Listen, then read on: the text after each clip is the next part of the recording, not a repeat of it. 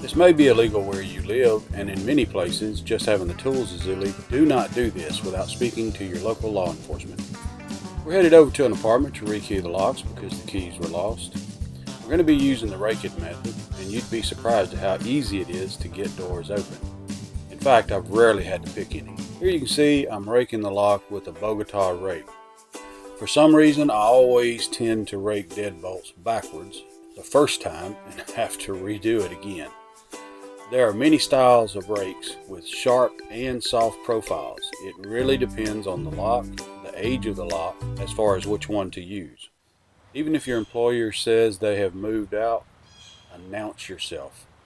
I was once raking a door and the tenant opened the door. That was hard to explain. I removed the rear door locks first to get them ready for rekeying, being careful to keep them separate from the front door locks. Removing the front door locks, again keeping them separate from the rear doors. It can get complicated with multiple doors doing this way, so sometimes I just do one door at a time. Once I had 6 doors at one location. The rekeying process is simple, removing old key pins and replacing with new key pins of the proper length to match the key bitting. On this job I had problems as my pin kits are cheap, eBay replacements, and you would, or maybe you wouldn't, be surprised that many times the pins are not properly length or color coded, and so you'll find that you have to waste a lot of pins. Getting locks reinstalled can be tricky.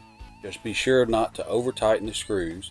The lock can bind if they are too tight. Be sure to check all keys in all locks to ensure proper working condition.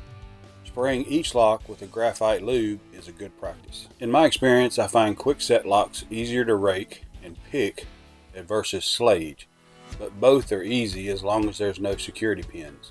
Any lock with security pins will be much harder to rake, if at all, and single pin picking will take much longer. A lock is made up of the body that holds the cylinder that unlocks the mechanism, and the Bible. The top section that holds the driver pins. Everything must be in perfect alignment at the shear line for the cylinder to turn.